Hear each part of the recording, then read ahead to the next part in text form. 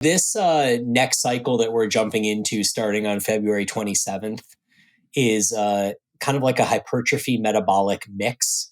And so this is a great way to follow a strength cycle, which is what we just finished up. And if you go back and listen to the first podcast we did together, episode 2, it was strength versus hypertrophy and kind of the programming variables that go into each. And one of the kind of important aspects of strength is that, hey, rep ranges are lower, rest periods are longer.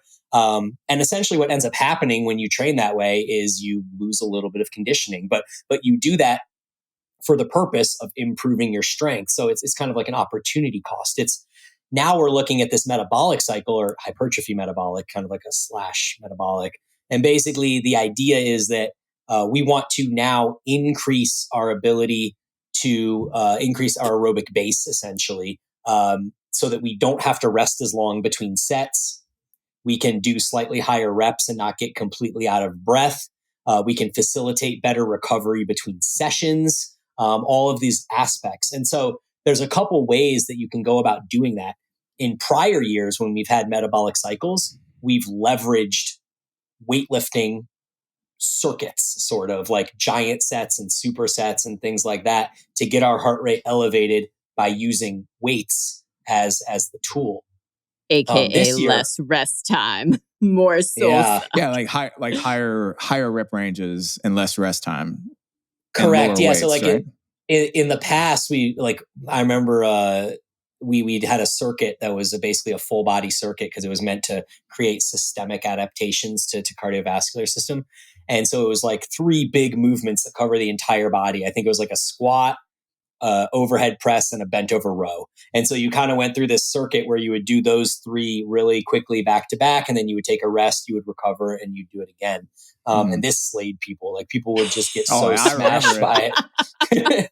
Well, because if you didn't pick your weight right, like, you fucked. If you didn't pick your weight right, or I mean, especially coming off of a strength cycle, you're doing heavy weights, and then you jump into this like high volume, low rest. Yeah. So this time around, people not eating also like is a big one. Right. So food's obviously an important factor. Yeah. But this time around, we're taking a bit of a different approach. And so we're using some of these zone 2 and zone 5 cardio systems to help train that energy system in our body instead of having to rely on using weights as cardio. And so now we're kind of separating these things out a little bit. And, Lori and I have talked about at length how the research seems to show that for zone 2, we want to be 45 to 60 minutes. And in the future, we will have that as an option within our programs. But this time around, for our 6-week hypertrophy metabolic cycle, we're going to focus more on 15 to 20 minutes for most of the cardio stuff. And this is really for 2 reasons. One, because we want you guys to be able to feel like you can complete the workout without feeling like you now have to do a 45-minute weight session and a 45-minute cardio session. But if we have a 45-minute weight session and then we tack on 20 minutes of zone 2 at the end, that seems much more reasonable and much more manageable and can begin to facilitate some of these metabolic adaptations that we want. Like, if we're going from strength training where there's no cardio and then we're adding 20 minutes of cardio, that's already a huge increase. And so there are going to be a ton of adaptations that are going to occur within your body just from implementing these 20-minute bouts. And then in future cycles, we're going to have, like I said, the opportunity to add in longer 45 to 60-minute zone 2 and kind of more thoroughly programmed zone 5 sessions. But in this cycle specifically, we're doing some same muscle group supersets. This is actually one of my favorite ways to implement metabolic work, because you could either do a 15 to 20 rep set, but based on the effective reps model, which has some flaws, but I think it's mostly positive. The effective reps model essentially states that the final 5 reps before failure are the most effective reps. And so if we're using that model and you have a set of 20 reps, you're essentially going to have to do 15 reps that are, quote, ineffective, just to get to the final 5 reps that are effective. So that's very time consuming. It's very energy dense. However, my favorite way of doing this is same muscle group supersets. So instead of having to do a set of 20 lateral raises with 15 ineffective lateral raises, essentially. You can do a set of 10 lateral raises, and then you can immediately move to a set of shoulder press for 10 reps. And now we've essentially put our delts under tension for 20 reps, but we've done this with 2 failure points instead of 1 failure point.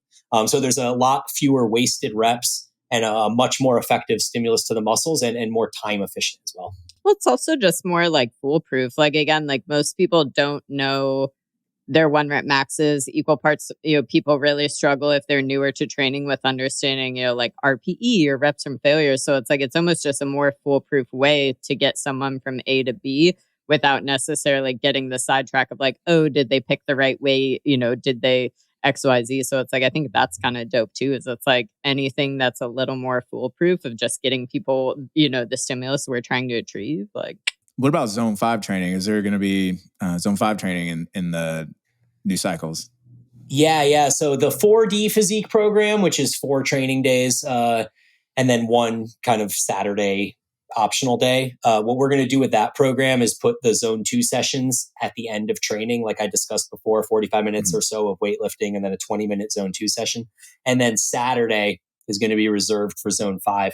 And so, like I kind of said earlier, there's a number of different ways you can get into zone 5, everything from 15 seconds all out to like 4 minutes of repeats.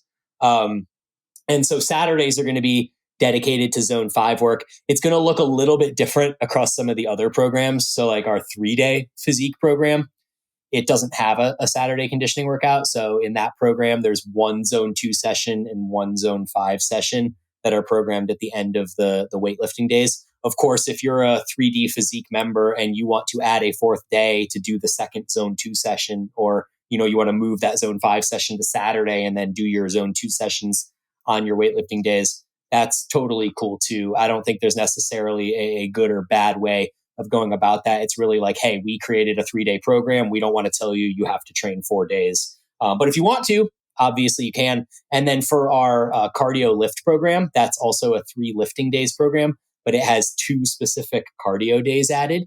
And so those days, we're actually going to use more of the evidence-based approach to zone 2. So because we have an entire day dedicated to cardio, I am kind of progressively increasing the cardio dose over time, where we're starting at like 20 minutes, then 30, then 40.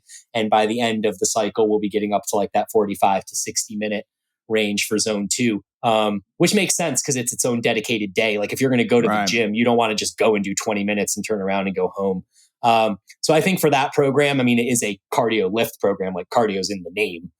So I think it kind of makes sense there. I love that you're doing this though, Bryan, because like what came to mind is it's like, can you imagine if we really did go from a strength cycle and all the low reps, and heavier weights and stuff like that. And then we're just like, hey, so go do like 45 minutes of cardio. Like literally it would be the equivalent ask of being like, hey, so I know you're not running right now, but I need you to go do a time trial for a 5K, aka 3.1 mile. And people would be like, wait, what?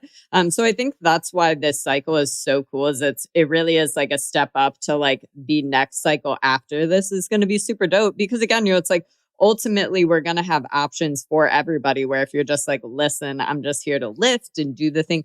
Awesome. But then mutually, it's like, again, this is actually what I do with my training present day is I hit, all 4 physique days. And then I'm also doing 2 to 3 days of either, stuff on the bike or go for a trail run. So I think, again, it's like this cycle I'm excited about. The next cycle after that, I'm really excited about.